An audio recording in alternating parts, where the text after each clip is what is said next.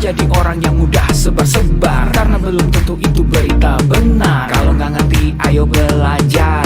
Mulailah curiga jika sudah suruh-suruh. Sebarkanlah, hey, tunggu dulu. Periksalah kalimat, kok banyak tanda seru. Banyak huruf besar, mata gue jadi ngilu. Coba dicari beritanya dulu, mendingan begitu daripada keliru. Apa untungnya sebar kabar palsu, daripada nanti kamu yang malu. Cek dulu, daripada nanti kamu yang malu. Cek dulu, siapa tahu hoax. Yup. Hello,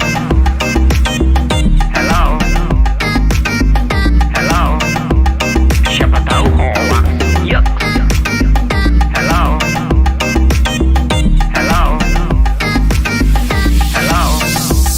siapa tahu hoax.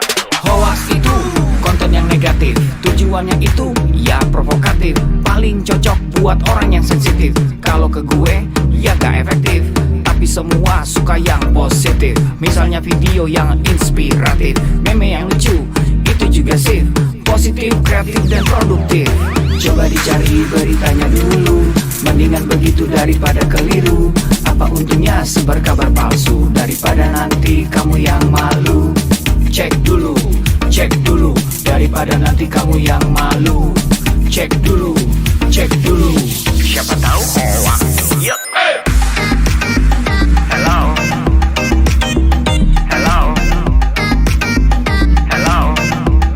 siapa tahu hoax. Yup. Hello,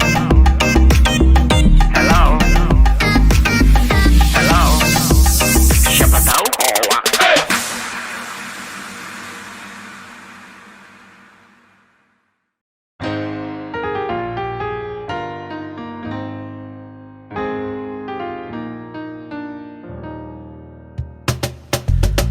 Tolong aku melolong, baca sosmed bikin aku bengong. Banyak berita isinya bohong, bikin orang jadi saling menggonggong. Seperti ada niat sebar kebencian, tanpa peduli akan ada kerugian. Seperti dapat munculnya permusuhan, karena tertipu jadi curigaan. Gue pernah baca hoax di sosmed, yang jadi merugikan tukang trompet. Katanya trompet bisa bikin kanker, trompet sih cuma bisa bikin bibir doer. Sylvester Stallone dibilang mati, Brad Pitt juga dibilang mati, Mr. Bean, Jackie Chan juga dibilang mati. Seneng banget doain orang mati. Harusnya ada etikanya bermain sosial media. Tak bisa asal mengirim tanpa dipikirin, bisa fatal akibatnya. Bersihkanlah udara kita dari kebencian. Sebarkan saja cintamu untuk Indonesia. Wahai kepada pengguna sosmed, mari bersatu sampai lengket. Jagalah persatuan, jangan lobet. Hati-hati banyak tukang copet. Hey, jangan sampai salah posting, bisa bikin orang jadi pusing. Cek dulu itu penting, jangan jadi cepat terpancing. Gue pernah takut salah minum, karena bahaya buat tulang sumsum. Hampir semua merek disebutkan, gara-gara itu gue kehausan. Gue tertipu isu PKI, katanya jutaan sudah dipersenjatai. Akibatnya gue keluar biaya, bikin persembunyian bawah tanah. Harusnya ada etikanya bermain sosial media. Tak bisa asal mengirim tanpa dipikirin, bisa fatal akibatnya. Bersihkanlah udara kita dari kebencian. Sebarkan saja cintamu untuk Indonesia. Bersihkanlah udara kita dari kebencian. Sebarkan saja cintamu untuk Indonesia.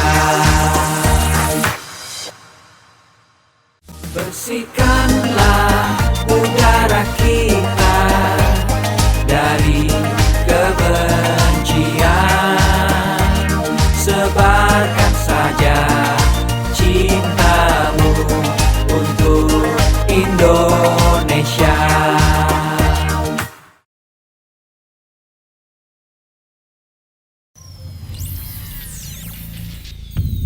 Selamat datang di Indonesia Makin Cakap Digital, langsung dari 34 provinsi, 514 kabupaten kota, diikuti lebih dari 500.000 talenta digital.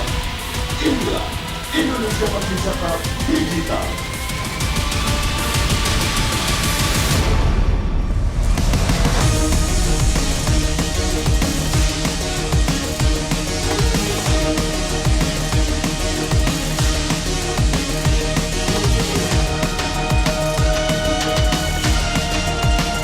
Saya luncurkan program literasi digital nasional hari ini.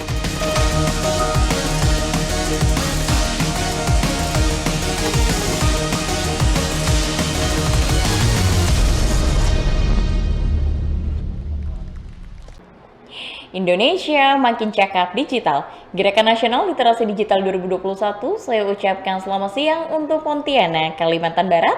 Assalamualaikum warahmatullahi wabarakatuh. Shalom, Om Swastiastu, Namo Buddhaya, salam kebajikan. Teman-teman, apa kabarnya pada siang hari ini? Semoga dalam keadaan sehat walafiat dan tetap bersemangat ya, sehingga bisa memberikan hal positif di dunia nyata maupun dunia maya. Dan senang sekali tentunya, saya Septi Diaji bisa hadir di hadapan teman-teman seluruhnya pada hari ini, Sabtu 20 November 2021, dengan tema besar kita waspada ancaman di dunia digital. Dan acara ini diinisiasi oleh Kemkominfo, Indonesia Maju dan juga Siberkreasi. Seperti yang kita ketahui tentunya teman-teman, teknologi, informasi dan komunikasi di Indonesia terus berkembang pesat, yang dimana masyarakat memiliki kemudian akses untuk mengakses internet begitu, dan penetrasi pengguna internet di Indonesia mencapai 73,3%, yang dimana menghantarkan Indonesia menjadi pasar ekonomi digital terbesar se-Asia Tenggara. Dan data ini didapatkan di tahun 2020 menurut laporan e-Economy SAA Google. Berangkat dari fakta ini, Presiden Republik Indonesia Bapak Joko Widodo membuat percepatan transformasi digital menuju Digital Nation dengan salah satu programnya yakni sumber daya bertalenta digital.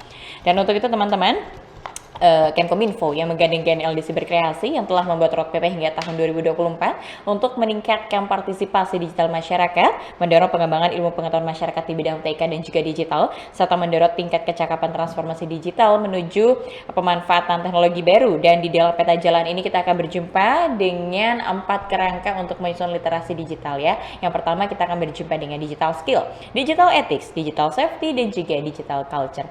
Dan program literasi digital ini akan tersebar di 34 provinsi, juga 514 kabupaten juga kota, dengan menggandeng 110 mitra strategi siberkreasi dan juga stakeholder lainnya. Teman-teman, selama pelaksanaan acara ini tentunya ada tata tertib yang patut dipatuhi ya. Mohon untuk kooperatif bekerja sama untuk menjaga protokol kesehatan. Selanjutnya mematikan mikrofon dan tetap menyalakan kamera video teman-teman. Lalu tidak diperkenankan untuk menyela pada saat narasumber berbicara. Tidak diperkenankan juga menyela dan mencoret-coret layar begitu saat pelaksanaan acara. Dan teman-teman dipersilakan untuk bisa mengerjakan pretest dan juga post-test di akhir acara guna mendapatkan e-certificate. Sekali lagi saya menghimbau teman-teman untuk bisa mengikuti acara ini hingga akhir guna mendapatkan e-certificate. Dan terakhir, aplikasi Siberkreasi bisa di-download melalui App Store dan juga Google Play. Bersama-sama teman-teman kita akan mendengarkan keynote speech. Tapi sebelumnya kita akan menyanyikan lagu kebangsaan Indonesia Raya 3 stansa yang akan diikuti arahan dari Presiden Republik Indonesia, Bapak Joko Widodo.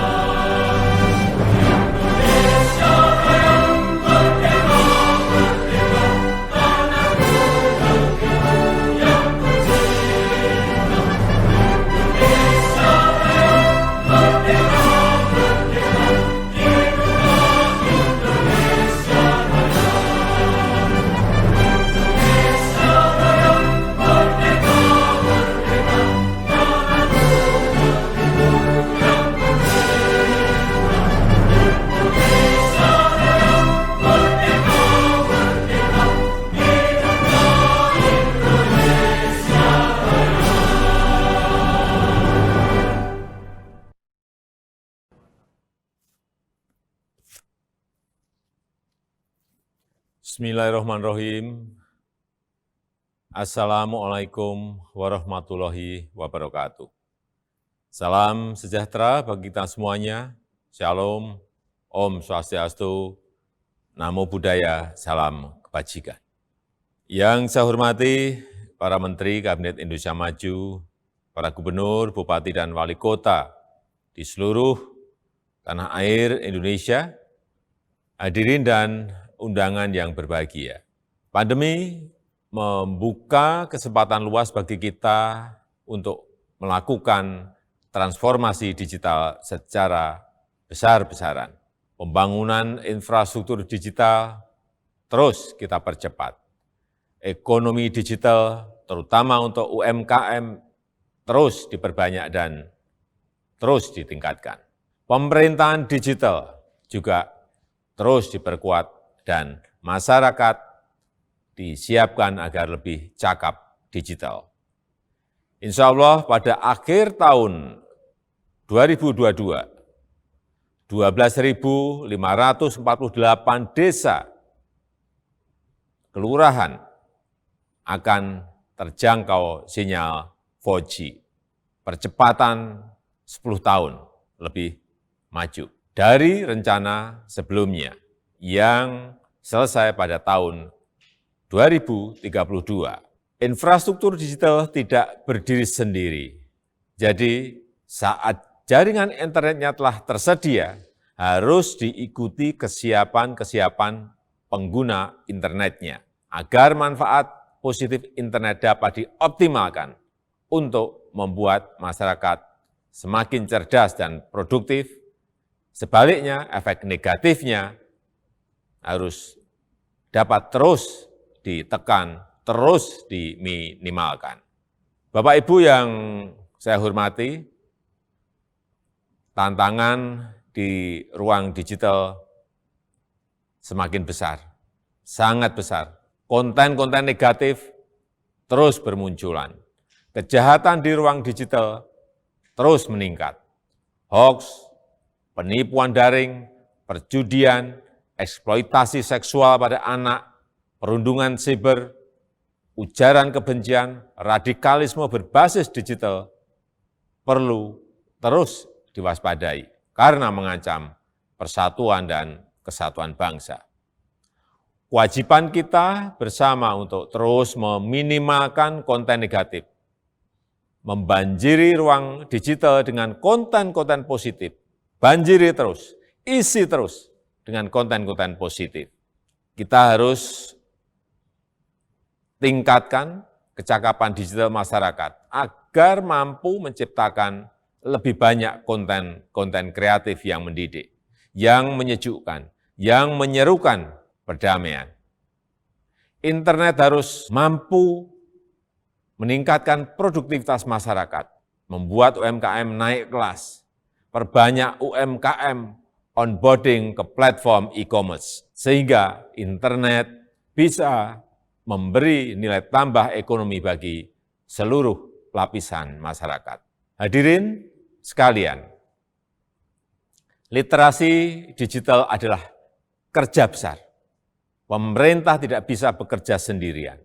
Perlu mendapatkan dukungan seluruh komponen bangsa agar semakin banyak masyarakat yang melek digital. Saya memberikan apresiasi kepada 110 lembaga dan berbagai komunitas yang terlibat dalam program literasi digital nasional ini.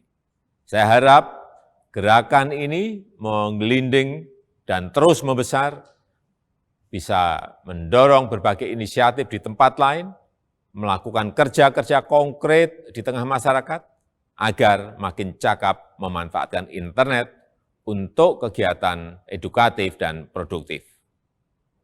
Saya rasa itu yang bisa saya sampaikan, dan dengan mengucap Bismillahirrahmanirrahim, saya luncurkan program literasi digital nasional hari ini.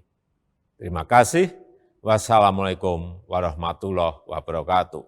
Om Santi Santi Santi Om. Namo Buddhaya.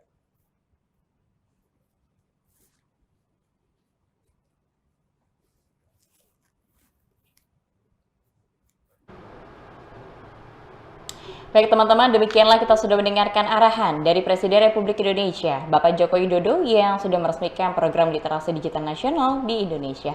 Bersama-sama juga kita akan mendengarkan keynote speech yang akan disampaikan oleh Dirjen Aplikasi Informatika kepada yang terhormat Bapak Samuel Abdurjani Pengharapan BSC dan juga Wali Kota Pontianak yang kami hormati, Insinyur Haji Edi Rusdi Kamtono MMMT, dipersilahkan. Pastikan kita selalu menerapkan protokol kesehatan dengan menggunakan masker, menjaga jarak, dan selalu cuci tangan. Assalamualaikum warahmatullahi wabarakatuh. Salam sejahtera bagi kita semua. Om Swastiastu, Namo Buddhaya, salam kebajikan. Rekan-rekan yang saya hormati, puji syukur kita panjatkan kehadirat Tuhan Yang Maha Esa. Atas berkat dan rahmatnya, kita dapat berkumpul secara virtual dalam keadaan sehat di tengah situasi pandemi COVID-19. Semoga kita semua senantiasa dilimpahi dengan kesehatan dan damai sejahtera dalam upaya kita melawan pandemi COVID-19. Menjadi kebanggaan tersendiri bagi saya untuk membuka acara ini, di mana acara ini merupakan sebuah kegiatan yang diadakan oleh Kementerian Kominfo bekerjasama dengan Cyber Kreasi di bawah kerangka program literasi digital. Sebagaimana yang telah kita ketahui bersama, kehadiran pandemi dan pesatnya perkembangan teknologi telah mengubah cara kita beraktivitas dan bekerja. Kehadiran teknologi sebagai bagian dari kehidupan masyarakat inilah yang semakin mempertegas bahwa kita sedang menghadapi era disrupsi teknologi. Untuk menghadapi hal tersebut, kita semua harus mempercepat kerjasama kita dalam mewujudkan agenda transformasi digital Indonesia. Rekan sekalian yang berbahagia, salah satu pilar penting dalam mendukung terwujudnya agenda transformasi digital adalah menciptakan masyarakat digital di mana kemampuan literasi digital masyarakat memegang peranan penting di dalamnya. Sebagai tingkat paling dasar, kemampuan literasi digital merupakan kemampuan yang paling krusial dalam menghadapi perkembangan teknologi saat ini untuk mewujudkan masyarakat Indonesia yang tidak hanya mengenal teknologi, namun juga cermat dalam menggunakannya. Pada tahun 2020, Kementerian Kominfo bersama Kata Data melakukan survei status literasi digital nasional mengacu pada kerangka literasi digital milik UNESCO. Kajian tersebut menunjukkan bahwa indeks literasi digital Indonesia ada pada angka 3,47 dari skala 1 sampai 4. Di mana hal itu menunjukkan bahwa indeks literasi digital kita hanya ada pada sedikit di atas tingkat sedang, namun belum mencapai tingkat baik. Untuk mencapai tingkat literasi yang baik, pemerintah tidak dapat bekerja sendiri.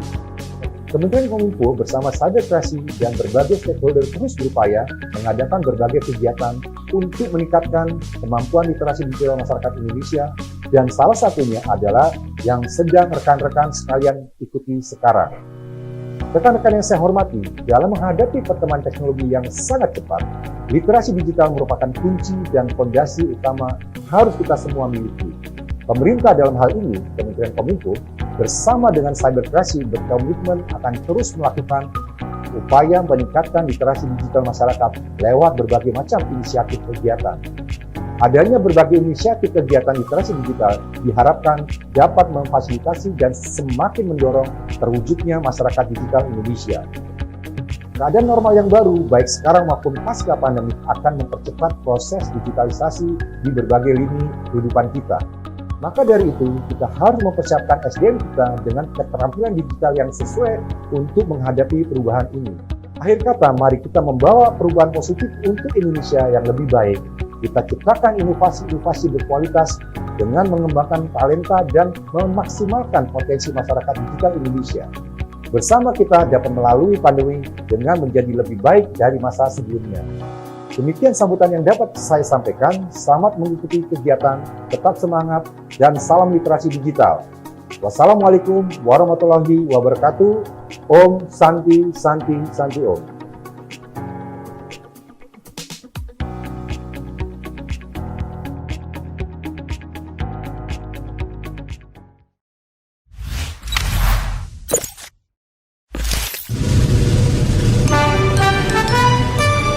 Assalamualaikum warahmatullahi wabarakatuh.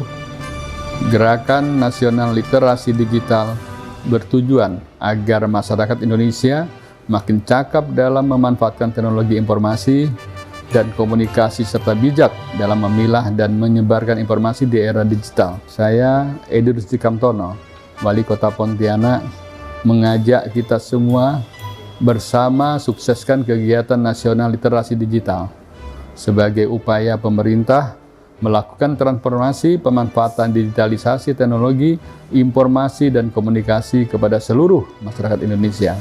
Mari masyarakat Pontianak bijak dalam memanfaatkan dunia digital, memenuhi dunia digital dengan konten-konten kreatif dan positif, yang edukatif dan inspiratif bagi masyarakat luas. Mengembangkan digital informasi dan komunikasi menjadi bagian dari cita-cita menuju Indonesia maju.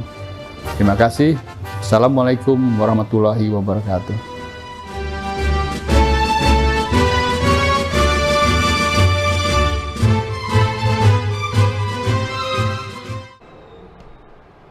Baik, demikianlah juga teman-teman kita sudah mendengarkan keynote speech yang sudah disampaikan oleh Dirjen Aplikasi Informatika dan juga Wali Kota Pontianak. Bersama-sama kita menundukkan kepala sejenak juga teman-teman, kita akan berdoa bersama tentunya untuk kelancaran acara webinar ini, dan tentunya kita berdoa juga untuk keadaan Indonesia bisa kembali pulih dan aman dari penyebaran virus corona. Berdoa dipersilahkan.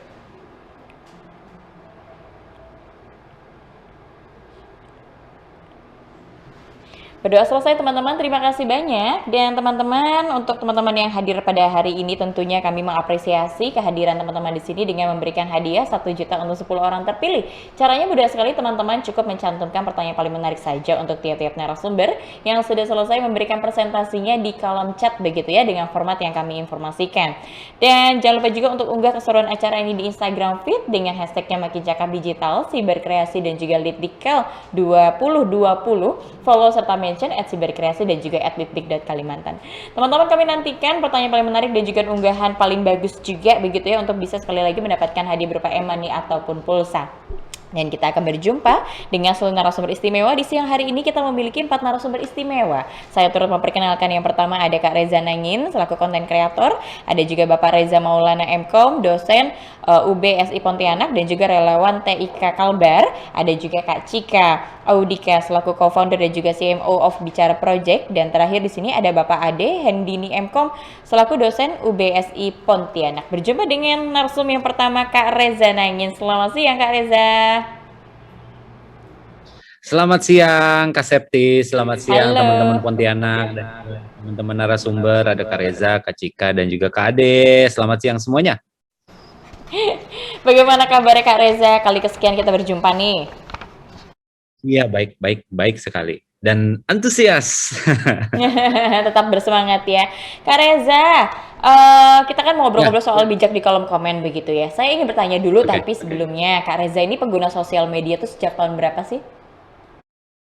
Aku aktif menggunakan sosial media itu kalau Twitter dari tahun 2008, 2009. Terus Instagram, YouTube itu dari 2012, terus habis itu selanjutnya ada Instagram. Kalau Facebook udah lama juga sih. Cuman aktifnya itu 2012 lah, bisa dibilang Kak Septi. 2012. Pada saat itu menggunakan platform media sosial tuh untuk apa sih Kak Reza? Nah, kalau misalnya di 2012 itu menggunakan YouTube untuk bekerja. Nggak sengaja sebenarnya, karena ngumpul sama teman-teman Cameo Project, terus habis itu bikin video, dan ternyata videonya disukai sama banyak orang lah. Akhirnya kita memutuskan untuk ya udah yuk kita seriusin gitu. Nah, itu di tahun 2012 tuh. Habis itu berlanjut ke Instagram, karena Instagram pun juga akhirnya kan ada korelasinya tuh, setelah yang dibikin di YouTube, Instagramnya pun juga naik, akhirnya menggunakan Instagram pun juga sebagai kerja. Luar biasa sekali. Jadi menggunakan platform media sosial sekarang itu bisa menjadikan tempat untuk bisa kita personal branding begitu ya, dan juga mengunggah konten-konten yang positif.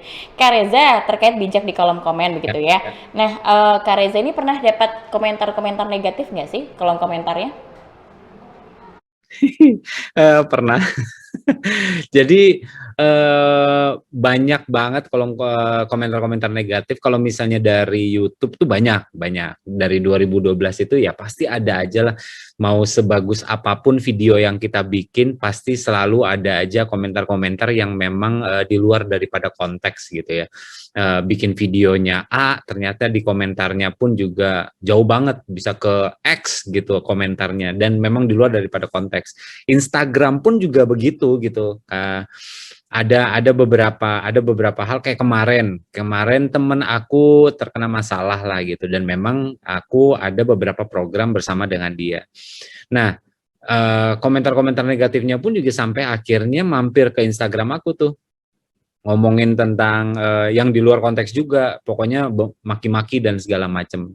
Dan apa ya, di situ aku cuman balas doang, hati-hati kalau komentar karena bisa aku screenshot dan dijadikan barang bukti. Habis itu komentarnya dihapus. Ya bagus kalau misalnya memang akhirnya dia pun juga mengerti gitu ya, bahwa komentar yang jelek itu bisa dihukum sebenarnya gitu. Nah, cuman pengalaman komentar negatif itu udah lama, dari 2014 mungkin bisa dibilang ya, 2013 2014 tuh kalau di YouTube mah udah banyak banget lah sebenarnya, Kak Septi.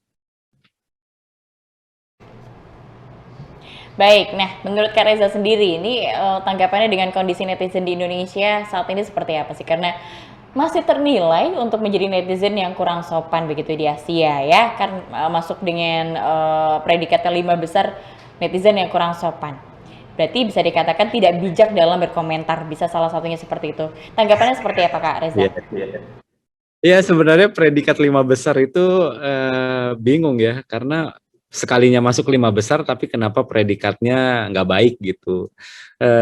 Mungkin karena di luar dari belum banyak yang mengerti bahwa komentar itu harus hati-hati, makanya kenapa ada acara ini sekarang gitu ya, literasi digital. Di luar daripada itu, banyak dari kita itu yang masih menggunakan sosial media itu sebagai tempat sampah.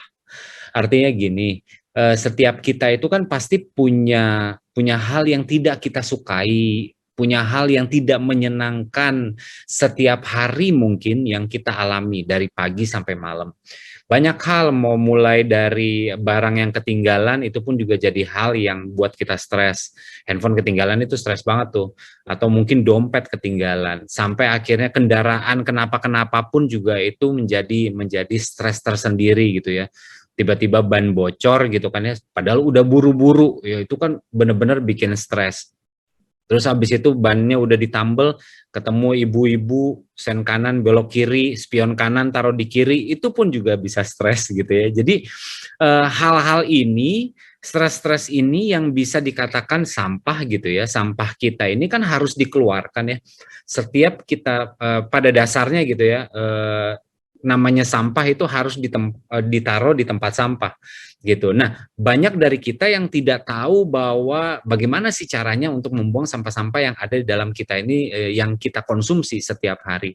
Baca berita yang kita tidak suka pun juga bisa menjadi stres yang dalam arti sampah tersendiri. Nah, harusnya kan kita bisa taruh di tempat yang memang semestinya. Misalnya kita bikin jurnal, kalau misalnya kita suka tulis ya, kita bikin jurnal apa aja sih yang kita alami sepanjang hari ini, apa yang kita tidak suka, dan bagaimana rasanya, apa perasaannya di hati aku, apa yang aku pikirkan pada saat itu, bagaimana rasanya di kulit, itu kita tulis semuanya sepanjang hari itu kita mengalami apa aja, apa yang aku suka, apa yang bikin aku happy hari ini dan segala macamnya. Itu bisa menjadi tempat sampah.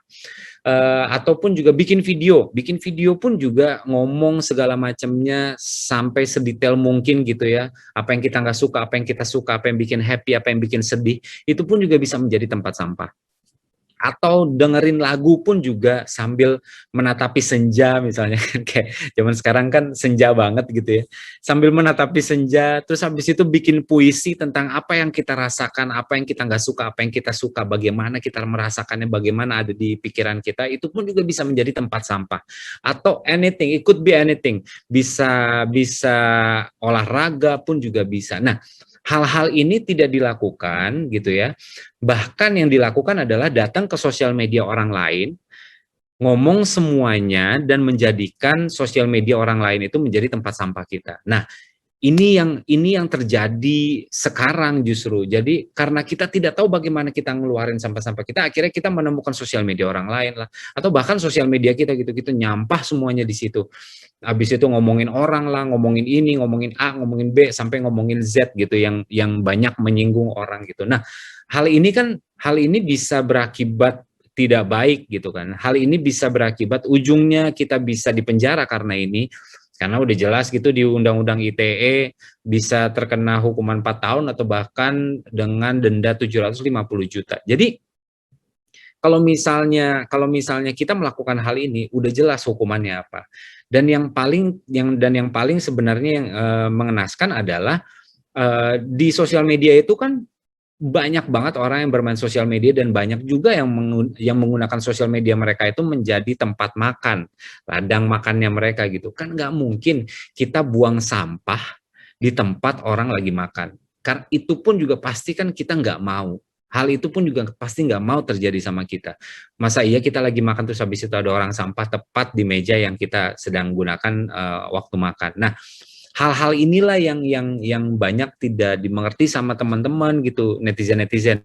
Dan saya percaya bukan netizen-netizen ataupun juga teman-teman yang ada di Pontianak ya, tapi yang di luar sana gitu. Nah, jadi inilah mungkin kenapa aku pun juga antusias banget bergabung, ikut bersama dengan Siberkreasi dan juga Kominfo untuk ngomongin tentang literasi digital yang seperti ini. Etikanya tuh bagaimana sih dalam berkomentar di sosial media? Bersosial media itu nggak sulit, bersosial media itu sama seperti bersosialisasi dengan lingkungan sekitar kok. Kita nggak mungkin ngomong sama orang yang kita nggak kenal di depan muka kita dengan kata-kata yang kasar. Nggak mungkin. Kenapa itu terjadi? Kenapa itu bisa kita lakukan? Kita bisa sopan di depan orangnya langsung. Kenapa itu tidak bisa kita lakukan di sosial media? Jangan kita berpikir kita ada di balik akun yang sudah di-lock gitu ya, terus habis itu kita bisa ngomong apa aja. Enggak, bisa dicari. Bisa dicari kita tinggal di mana, sukanya apa, kegiatannya apa, orang tuanya siapa, adik atau kakaknya siapa gitu. Nah, jadi hal-hal kayak gini nih yang tidak dipahami betul gitu sama netizen-netizen kita sehingga membuat Indonesia netizennya itu masuk ke dalam peringkat 5 besar yang tidak membanggakan. Oke, jadi berangkat dari permasalahan mungkin banyak netizen yang memiliki bad feeling or bad day, tapi mereka lebih nyaman melampiaskannya di sosial media, dan menurut Kak Reza itu adalah salah begitu ya. Lebih baiknya mungkin cari kegiatan-kegiatan yang lebih produktif atau melampiaskannya dengan hal-hal lain begitu ya, agar mungkin sekali lagi kita bisa dinilai sopan dan bijak, beretika lah ketika berselancar di dunia digital. Baik, Kak Reza, kita lanjut lagi untuk pertanyaan selanjutnya, mungkin 2 pertanyaan terakhir begitu ya. Kira-kira tips dan sarannya dong untuk masyarakat Indonesia nih agar kita bisa sekali lagi bijak di sosial media itu seperti apa begitu, dan juga untuk para korban yang pernah mengalami komentar-komentar negatif itu harus seperti apa tindakannya? Oke, aku selalu bilang ini sih, dan itu pun juga selalu aku usahakan, aku lakukan setiap hari gitu. Setiap hari itu aku selalu menentukan hari ini sosial media ini, setiap sosial media aku ini ingin aku tujukan sebagai apa ya, apa tujuan aku bermain sosial media begitu mau nyemplung gitu ya, begitu ingin berselancar di sosial media, apa sih tujuannya? Kalau misalnya memang sosial media ini tujuannya adalah untuk bekerja, berarti kan memang ada jam-jam yang ditetapkan gitu ya, ada jam-jam yang ditaruh sebagai jadwal kerja, karena nggak mungkin 24 jam kita kerja. Kalau misalnya sosial media ini kita mau pakai untuk bersosialisasi, ya udah kita pun juga ada jadwalnya bersosialisasi. Jadi nggak mungkin juga 24 jam kita bersosialisasi. Jangan sampai nih pada waktu kita masuk ke dalam sosial media, kita nggak menemukan tujuannya. Akhirnya pagi-pagi kita udah mulai buka dengan Instagram, terus habis itu cuma scroll-scroll gitu doang, tanpa kita sadari udah 2 jam, 3 jam waktu yang terbuang. Padahal sebenarnya kalau misalnya dengan 2 jam, 3 jam gitu ya, kita bisa melakukan banyak hal yang mengoptimalkan hidup kita sebenarnya, yang lebih berguna untuk kita sesimpel olahraga aja itu jauh lebih baik efeknya daripada cuman scroll gini doang. Apa yang bisa diambil gitu faedahnya dari cuman scroll gini doang gitu, melainkan cuman ngejulitin orang jatuhnya ntar nanti. Nah, tujuan ini penting banget untuk kita tentukan pertama, kita mau pakai sosial media ini sebagai apa. Karena kalau misalnya enggak, jadinya malah kebalik. Teknologi harusnya ada untuk membantu kita, bukan sebaliknya gitu. Karena kalau misalnya kita tidak bisa menentukan, kita tidak bisa membuat bahwa sosial media ini sebagai faktor penunjang aja gitu ya. Yang ada ntar kita yang masuk ke dalam hidup kita yang akhirnya fokusnya cuma di sosial media aja, akhirnya kita lupa dengan dunia nyatanya gitu. Karena asik dengan dunia mayanya. Nah, itu mungkin yang pertama. Dan kalau misalnya yang kedua, begitu udah masuk gitu ya. Begitu udah masuk di dalam masuk ke dalam sosial media. Jangan jadi orang yang apa-apa tersinggung karena gitu kita akan menemui di satu sisi kita akan menemui banyak orang-orang yang ngomong tuh pasti seenaknya aja.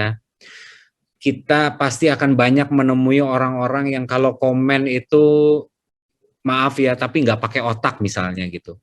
Kita akan banyak menemui orang-orang kayak gitu. Nah, untuk supaya kita tetap bisa menjadi manusia yang bahagia, manusia yang positif, manusia yang bisa optimal, jangan terlalu menghiraukan hal-hal negatif itu. Jadi kalau misalnya memang berselancar di dunia sosial media, ya udah yang hal-hal kayak gitu kita abaikan aja. Mungkin kalau misalnya ketemu sama komen-komen kayak gitu kita bisa report ataupun juga block akunnya gitu.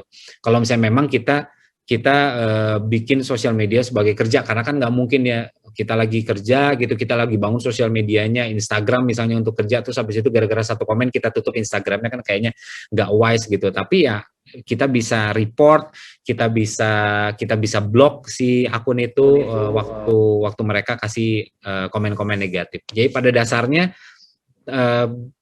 temukan tujuannya dulu sih. Temukan tujuannya, baru mungkin langkah-langkah ke depannya itu akan jauh lebih enak mungkin dijalani. Demikian, luar biasa sekali. Terima kasih banyak sekali lagi Kak Reza untuk bincang-bincang seru kita terkait bijak di kolom komen ya. Mudah-mudahan teman-teman di sini bisa mengambil manfaatnya begitu ya. Apa yang sudah apa yang sudah diinformasikan oleh Kak Reza bisa diaplikasikan di kehidupan nyata dan juga kehidupan di dunia maya. Sedikit saya mereview tadi yang Kak Reza sampaikan adalah mungkin ketika mendapati komentar yang negatif bisa mengedukasi mereka begitu. Dan ketika kita punya bad feeling atau bad day, lebih baik sekali lagi menyalurkan dengan hal-hal yang lebih produktif, jangan dilampiaskan di sosial media. Dan sosial media sama dengan sosialisasi di kehidupan nyata, gunakan tujuan sosial media dengan baik begitu ya. Terima kasih sekali lagi Kak Reza. Kita berjumpa di akhir sesi untuk sesi Q&A. Teman-teman yang lain, setelah tadi kita mendengarkan bincang-bincang seru dengan Kak Reza terkait bijak di kolom komen, silakan sertakan pertanyaan paling menarik juga di kolom komen dengan format yang kami informasikan untuk bisa meraih hadiah berupa dari kami berupa e-money dan juga pulsa. Beranjak untuk mendengarkan pemaparan selanjutnya, kali ini terkait waspada peretasan akun WhatsApp yang akan dibantu dipaparkan oleh Bapak Reza. Kita sapa terlebih dahulu. Selamat siang Pak Reza. Siang Mbak Septi. Bagaimana kabarnya Pak Reza?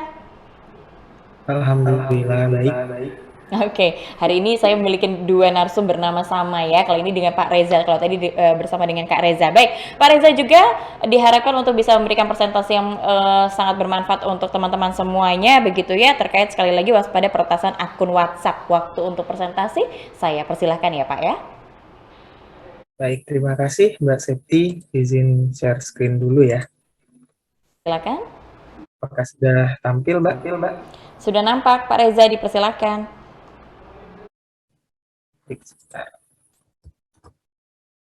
Baik, Assalamualaikum warahmatullahi wabarakatuh. Selamat siang rekan-rekan semua. Alhamdulillah kita bisa bertatap layar ya. Ada rekan-rekan saya narasumber yang lain, ada Kak Reza Nangin, Kak Cika, dan Pak Ade Hendini.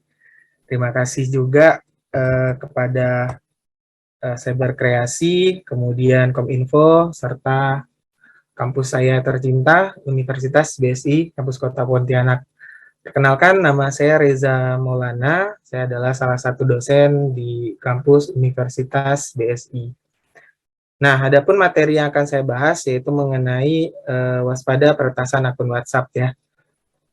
Nah, pertama kita akan bahas mengenai fakta yang ada pada WhatsApp. Nah, berdasarkan fakta-fakta yang ada di sini, dapat kita ketahui bersama bahwa aplikasi WhatsApp ini adalah aplikasi perpesanan yang sangat populer ya saat ini. Maka tak heran jika WhatsApp menjadi sasaran empuk nih para penjahat di dunia maya. Nah, kasus kejahatan terkait WhatsApp yang marak terjadi yaitu adalah pembajakan akun WhatsApp. Nah, pembajakan akun WhatsApp ini biasanya diikuti juga oleh aksi penipuan dengan modus meminjam uang kepada orang-orang yang ada di daftar kontak korban yang akun WhatsApp-nya diretas. Kemudian, apa saja metode yang digunakan oleh peretas? Nah, berdasarkan kasus-kasus yang marak terjadi, ada beberapa metode yang sering digunakan oleh peretas. Pertama adalah menggunakan teknologi, yaitu seperti aplikasi, malware, backdoor, dan lain-lain. Kemudian metode yang kedua adalah menggunakan metode phishing yang melibatkan pemilik akun. Tujuannya untuk mendapatkan kode verifikasi 6 digit yang merupakan one time password atau OTP.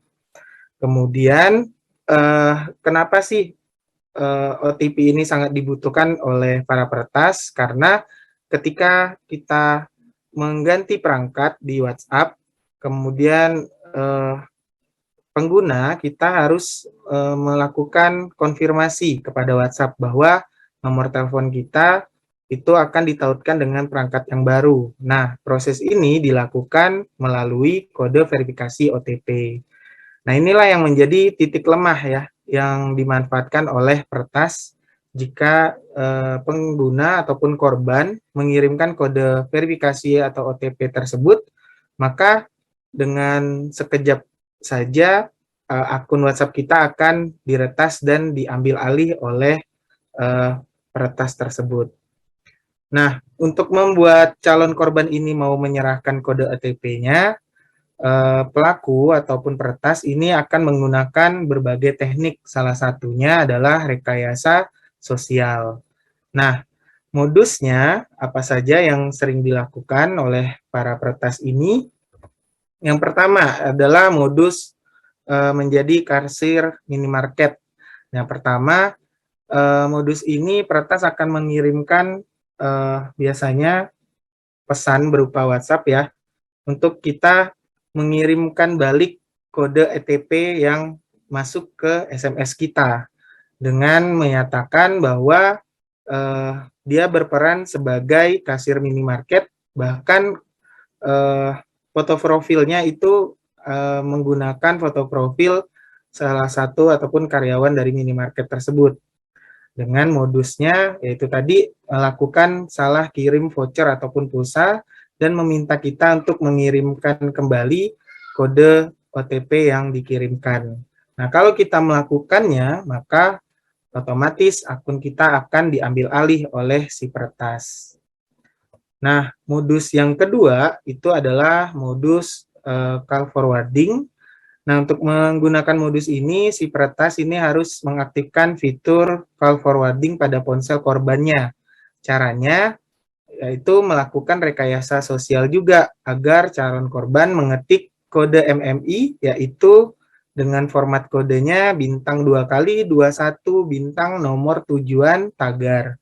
Nah, ketika si korban mengikuti instruksi tersebut, maka otomatis semua panggilan dari ponsel si korban itu akan diteruskan ke nomor ponsel si peretas.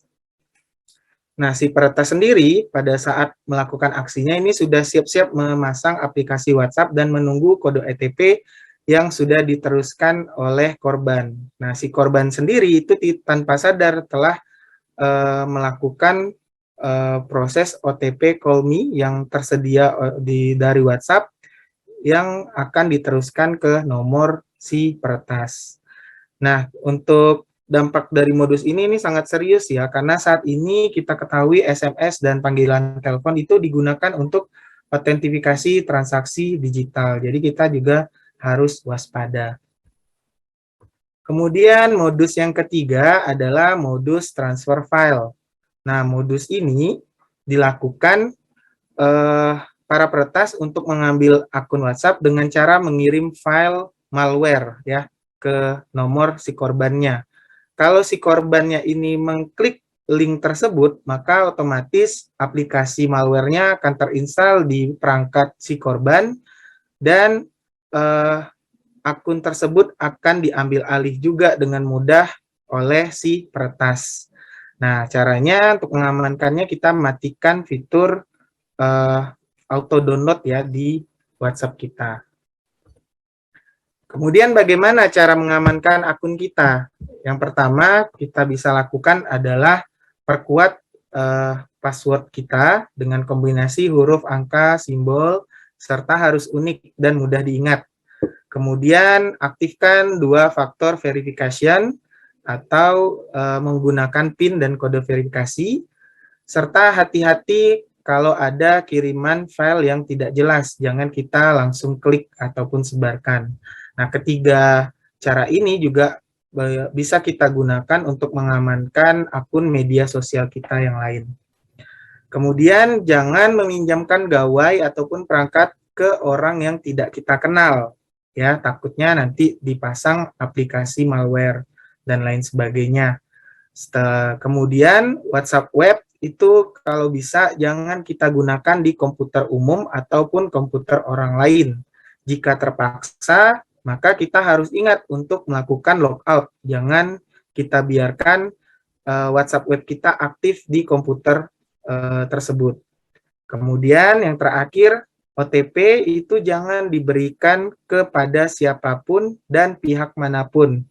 Bahkan sampai ada kata-kata seperti ini, OTP ini kalau bisa yang tahu itu hanya kita dan Tuhan saja. Jadi jangan sampai diketahui oleh siapapun dan pihak manapun.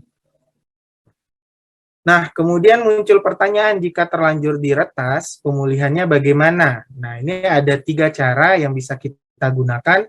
Yang pertama, kita hapus dulu aplikasi WhatsApp yang sudah terinstall di perangkat kita, kemudian kita install ulang. Maka biasanya WhatsApp akan mengirimkan kode OTP lagi ke SMS di perangkat kita.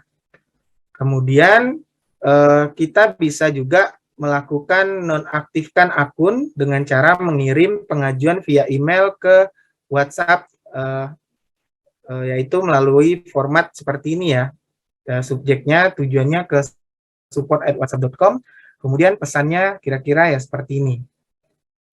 Kemudian jika peretas sudah mengaktifkan two-factor verification, apa yang bisa kita lakukan? Nah, kalau misalnya sudah dilakukan pengaktifan two-factor verification oleh si peretas, artinya dia sudah mengubah PIN WhatsApp kita, kemudian email pemulihan kita juga sudah diubahnya, ya caranya kita bisa mengirimkan ulang lagi email ke support WhatsApp, dan biasanya kita disuruh menunggu waktu 7 hari.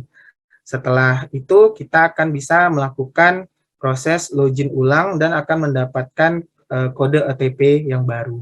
Seperti itu. Kesimpulannya, yaitu kita harus mengetahui modusnya dan waspada, maka insya Allah kita akan aman dari yang namanya modus peretasan yang dilakukan oleh penjahat-penjahat di dunia maya ataupun khususnya para peretas.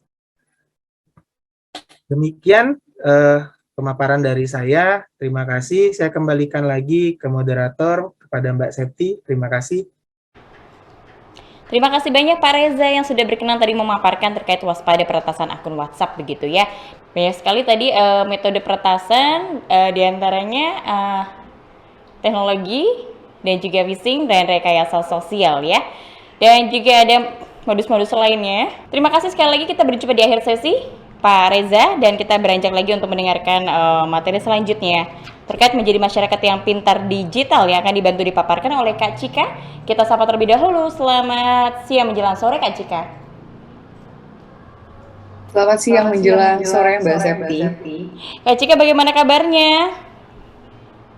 Baik, semangat banget nih karena kelihatannya literasi digital sudah mau berakhir gitu ya. Untuk tahun ini semoga ilmu yang diberikan saya dan beberapa narasumber lain bisa betul-betul diimplementasikan oleh teman-teman yang mengikuti webinar hari ini.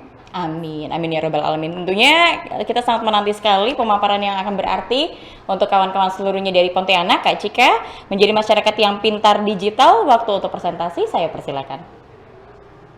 Baik, terima kasih banyak Mbak Septi dan juga Assalamualaikum warahmatullahi wabarakatuh seluruh teman-teman yang sudah bergabung hari ini, teman-teman khususnya dari kota Pontianak dan juga beberapa narasumber yang luar biasa. Tadi sudah ada pemaparan dari Mas Reza Nangki gitu ya, sharing-sharingnya. Ada juga Mas Reza Maulana bagaimana ada ancaman pula di dunia digital yang memang harus betul-betul kita waspadai. Dan kelak setelah saya akan ada Mas Ade Hendini yang akan sharing juga barengan sama kita teman-teman dari Pontianak. Langsung saja tanpa berlama-lama, semoga informasi yang saya berikan bisa bermanfaat dan jikalau ada pertanyaan, silahkan drop saja di kolom komentar sehingga nanti tidak ada miskomunikasi dan semua informasi yang saya berikan ataupun teman-teman terima bisa betul-betul diserap dengan sebaik-baiknya. Hari ini saya akan membahas untuk teman-teman Kota Pontianak bagaimana sih caranya menjadi masyarakat yang pintar digital atau gimana sih caranya biar kita betul langkahnya di dunia digital. Mari kita ulas satu persatu. Sebelumnya kita tahu betul kalau misalnya dunia digital ini sangat luas nih. Kalau saya kasih gambar ya, biasanya saya kasih gambar lautan, tapi kali ini beda biar agak lebih fresh.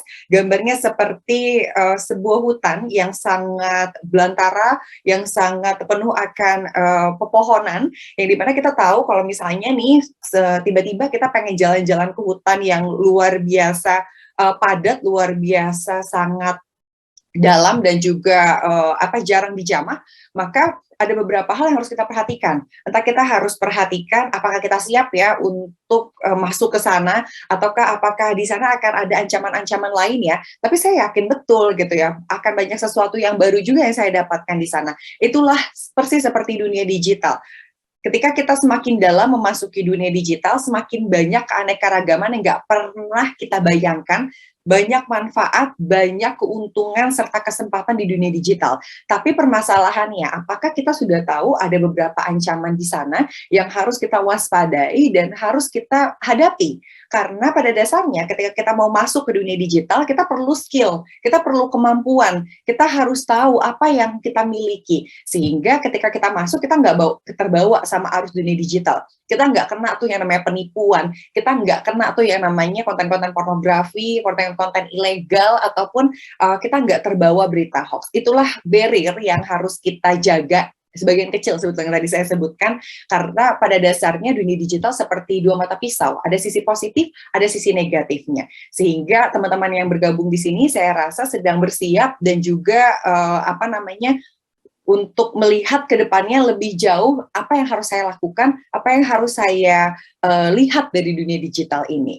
Nah, kalau udah ngomongin dunia digital, rasanya kita pasti tahu dengan produk-produk digital yang ada di dunia digital. Ini adalah beberapa produk yang saya yakin mungkin minimal salah satu, salah dua, atau mungkin semuanya ya, saya nggak tahu, teman-teman di sini pasti pernah menggunakannya. Ada 5 besar media sosial atau produk digital yang paling sering digunakan, diantaranya ada Twitter, Facebook, Instagram, WhatsApp, YouTube. Ini contoh 5 media sosial tertinggi, dan ini ada beberapa media sosial yang memang masuk ke dalam ranah yang paling populer di tahun 2020 sampai 2021. Tapi faktanya, produk digital ini banyak banget, event Gmail, event email, YouTube, event Google, itu adalah produk digital yang kita gunakan, yang pasti kita searching, kita peroleh data-data dan informasi terbaru dan ter-up-to-date di sana. Sehingga kalau kita buka aplikasi-aplikasi seperti App Store ataupun Play Store untuk nge-download, untuk mendapatkan beberapa produk digital ini, rasanya nggak cukup 1 hari, bahkan 2 hari pun nggak cukup untuk kita download semuanya. Karena sebanyak itu produk digital. Tapi setidaknya ketika teman-teman mampu untuk dan juga bisa mengoperasikan minimal 5 produk digital yang ada di sini, top 5-nya, atau bahkan lebih baik top 10-nya, menandakan bahwa teman-teman sudah mulai siap untuk masuk ke dunia digital, sudah mulai terbiasa dengan adanya dunia digital. Contohnya, beberapa media sosial atau produk digital di sini kan kegunaannya sangat berbeda-beda dan beraneka ragam. Entah dari produk dan juga target audiensnya juga mereka berbeda. Contohnya Twitter, cara penggunaannya seperti apa? Twitter ini sempat happening di masanya di zaman tahun 2012, 2011, I think gitu ya. Di masa-masa itu Twitter sangat digunakan sebagai ranah, ada yang sharing, upload video dan lain sebagainya. Sekarang Twitter sebagai ranah sharing-sharing informasi aja via cuitan atau chat atau tulisan serta opini. Facebook sempat juga happening di masanya gitu ya, kita bisa DM, direct message dan lain-lain. Tapi sekarang Facebook bergeser nih ke ranah bisnis. Ada juga Instagram yang biasa saya sebut dengan CV online. Percaya atau tidak, setelah kita bertemu dengan seseorang yang akan menjadi pertimbangan selanjutnya ketika mereka akan mencari media sosial kita, salah satunya Instagram. Misalnya teman-teman mau masuk ke dunia profesional, mau masuk ke satu perusahaan, oke, akan dilihat impression pertama, ditanya nih, apa nih tanggapan kamu mengenai perusahaan ini, karakteristik dari perusahaan yang kamu tahu, dan apa yang menjadi minat kamu bisa menjadi bagian dari perusahaan ini. Setelah itu, pertimbangan lainnya ada yang dilihat media sosial atau salah satunya Instagram. Karena apa teman-teman? Itu akan menampilkan activity kamu sehari-hari. Makanya Instagram ini perlu kita olah, kita gunakan menjadi salah satu media branding yang paling baik untuk kita maksimalkan. Ada juga WhatsApp sebagai bertukar informasi, ataupun sekarang udah ada status WhatsApp, dan juga YouTube sebagai media yang bisa kita pilih mencari informasi, edukasi, entertain, dan masih banyak lagi. Nah, dari sini sudah tergambar ya bahwa oh ternyata saya sangat menggunakan dunia digital ini lewat produk-produknya, sehingga ketika saya mampu tahu kegunaan, keunggulan, serta inovasinya setiap waktunya, maka saya juga bisa memaksimalkan apa yang bisa saya lakukan di sana. Nah, tahu nggak sih teman-teman bahwa kalau kita udah tahu produknya, kita juga harus pintar menggunakannya. Ada 3M, tips pintar digital. Yang pertama adalah mengkonsumsi konten baik, yang kedua membiasakan berlatih digital, dan terakhir adalah menjadi netizen yang ramah. Maksudnya seperti apa Kak Cika? Mari kita ulas satu persatu. Apa sih yang maksud dengan mengkonsumsi konten baik? Saya sering bilang bahwa di masa sekarang, rasanya udah nggak bisa milih, kamu mau pilih main di dunia digital aja, atau kamu mau tutup kuping dengan perkembangan zaman dan kamu ngejalanin dunia nyata. Itu rasanya sulit sekali untuk dipilih gitu ya. Karena semuanya, kedua-duanya saling membantu dan saling bersinggungan. Kayak contohnya ketika kita, zaman sekarang udah ada yang namanya shopping online, memudahkan kita untuk bertransaksi, mendapatkan barang dalam satu waktu dan waktu yang efisien, itu sangat memudahkan kita untuk melakukan beberapa hal lainnya.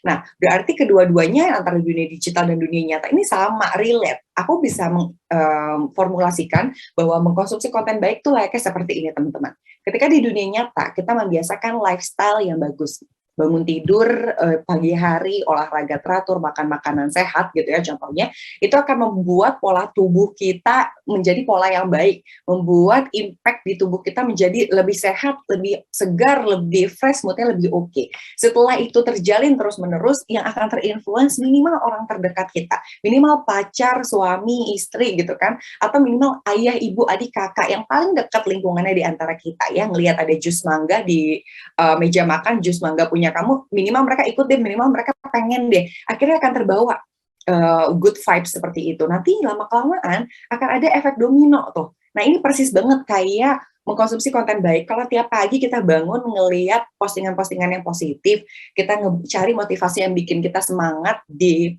Senin pagi misalkan seperti itu akan membantu kita untuk gue coba bantu share deh di Instastory gue, nanti kan dilirik banyak orang, nanti orang-orang akan bantu share, dan itu akan memiliki efek domino. Mudahnya tuh contohnya seperti itu, atau biasanya kamu mencari konten-konten positif di explore gitu ya, di media sosial, nanti akan terkumpul tuh, di explore kamu hal-hal yang baik seperti itu, karena media sosial pun pintar, dunia digital pun pintar, mereka akan menyuguhkan apa yang biasa kita cari dan apa yang kita inginkan. Selain itu juga waspada virus, malware, spyware, dan adware. Maksudnya gimana? Dunia digital luas banget teman-teman. Sometimes kita buka website, ada yang nggak aman, nggak HTTPS, mereka akan mengarahkan kita ke arah website yang ilegal. Yang ketika kita buka nggak sengaja, misalnya kita ke download gitu ya, virus malware, tiba-tiba device kita rusak. Atau kita ke download virus spyware, tiba-tiba keretaslah password kita. Atau jangan-jangan kita nggak sengaja klik-klik iklan yang biasa disebut dengan virus adware, katanya dari advertising, tiba-tiba ketarik juga gitu kan data-data dan juga informasi kita. Sehingga jangan sampai kita buka file atau mengunduh file sembarangan dan pasang antivirus. Dan juga jangan lupa untuk membatasi informasi pribadi. Ini jelas sekali. Sometimes kita suka lupa ngasih informasi pribadi kita ke siapa aja dan kemana aja. Padahal ada rekam jejak digital yang nggak bisa dihapus dan mereka bisa mengakses kapanpun. Nggak usah deh ya zaman sekarang untuk upload-upload yang berbau dengan data pribadi kayak contoh kita upload KTP atau upload nomor rekening yang kayak nggak sengaja kita capture lalu kita posting. Padahal ada beberapa nomor yang di sana harus dirahasiakan dan tidak boleh terakses oleh orang banyak ataupun orang lain. Selain itu juga tidak mengakses konten ilegal, contohnya kayak pornografi, perjudian, dan sara. Karena faktanya terjadi beberapa pelecehan seksual itu karena mereka yang biasa mengkonsumsi konten ilegal. Sehingga impact-nya apa? Impact-nya di dunia nyata. Yang dirugikan juga mereka yang ada di dunia nyata. Tips yang kedua adalah membiasakan berlatih digital. Setelah kita tahu produk digitalnya apa aja seperti tadi, jangan lupa diupdate. Karena kan contoh mudahnya adalah Instagram aja nih ya, yang paling gampang dan paling sering digunakan lah ya produk digitalnya. Awalnya kita cuma bisa posting feeds, gitu kan, lama-lama bisa story, sekarang udah bisa reels. Itu adalah yang disebut dengan update informasi ataupun update perkembangan dari para produk digital. Dan terakhir adalah memanfaatkan kekuatan dunia digital, gak cuma sebagai sarana bisnis, tapi juga sebagai sarana konektivitas, sebagai sarana relasi. Saya tadi nggak pernah nih ketemu sama teman-teman yang ada di Pontianak gitu kan, tapi sekarang saya ketemu nih sama teman-teman yang ada di sini, sehingga ini adalah salah satu bentuk kekuatan dunia digital yang menghubungkan antara satu dengan yang lain. Dan terakhir adalah menjadi netizen yang ramah. Indonesia ini udah terkenal banget teman-teman menjadi warga yang ramah. Tapi lagi-lagi, karena kita suka lupa bahwa adanya rekam jejak digital yang memudahkan siapapun akan merusak atau mengubah image yang kita bangun. Kalau misalnya kita biasa untuk komen ke beberapa akun-akun yang saya rasa mereka juga nggak kenal saya kalau saya komen gitu ya, dan komentarnya negatif.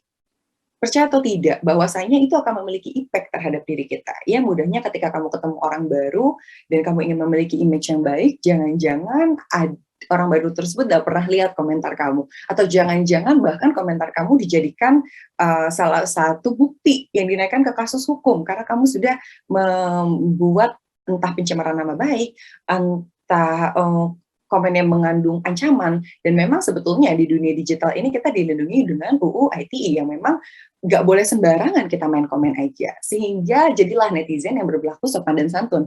Harus malu sama negara tetangga kita, Singapura dan Malaysia, mereka menduduki netizen yang sangat ramah gitu. Jadi sangat minim sekali influencer-influencer di sana atau orang-orang yang berpengaruh di sana mendapatkan komentar yang negatif. Karena pada dasarnya komentar-komentar negatif ini akan mengandung unsur provokatif yang nantinya akan meresahkan ya. Dan juga selain itu nggak usah curhat-curhat juga di media sosial, karena yang akan mendapatkan dan menerima curhatan kita, mereka yang tidak ingin mendengar sebetulnya ya, karena nantinya akan membuat image kita pun menjadi buruk. Dan terakhir adalah menghindari berita hoax, provokatif ya, dan sarang sudah saya sebutkan bahwa berita-berita ini akan menimbulkan sebuah rasa gelisah, sebuah provokatif yang nantinya memiliki impact dan negatif. Dan sehingga ketika kita mampu melakukan 3 hal tadi, kita akan mendapatkan manfaat digital. Di antaranya adalah menciptakan branding. Nantinya yang orang tahu dari kita adalah hal-hal baik. Branding ini beda sama pencitraan teman-teman. Branding ini, dan lagi-lagi saya akan bilang bahwa ketika branding kita sudah terbentuk, itu uang yang nyari kita, bukan kita yang nyari uang. Mudahnya gini teman-teman. Branding ini adalah sesuatu yang kita suka, yang kita jalani dengan ikhlas, yang kita lakukan dengan kesukaan kita. Ketika branding kita tercipta, lagi-lagi orang akan trust sama kita, orang akan suka sama kita. Mudahnya gini, Chef Juna, hobinya apa? Pasti masak dong, karena dia sudah mendapatkan predikat chef.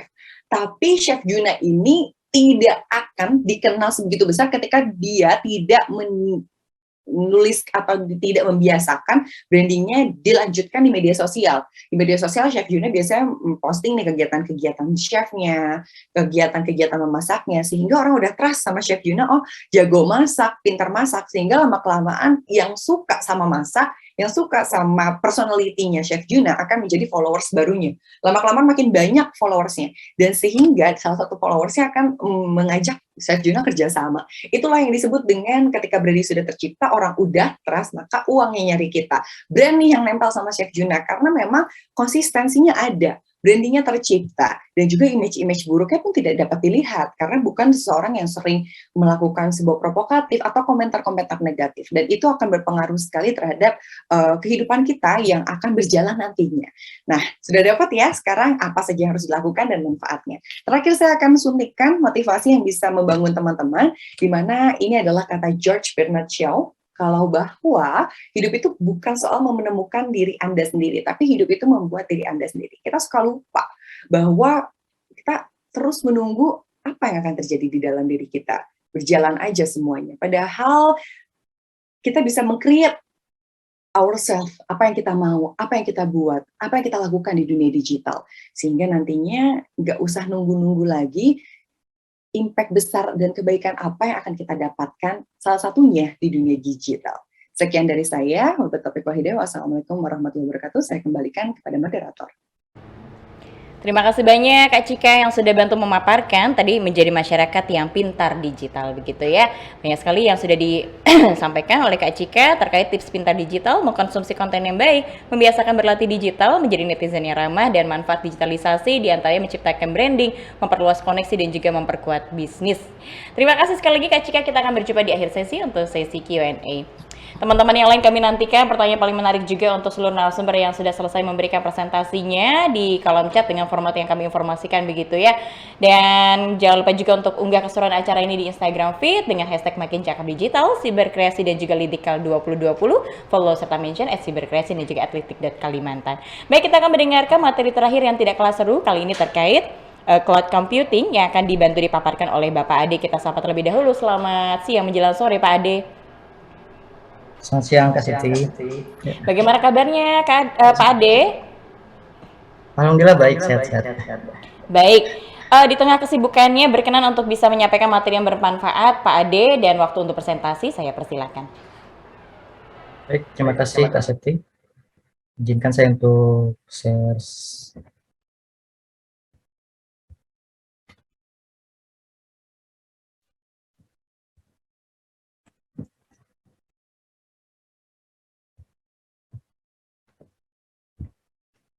Baik, bismillahirrahmanirrahim. Assalamualaikum warahmatullahi wabarakatuh.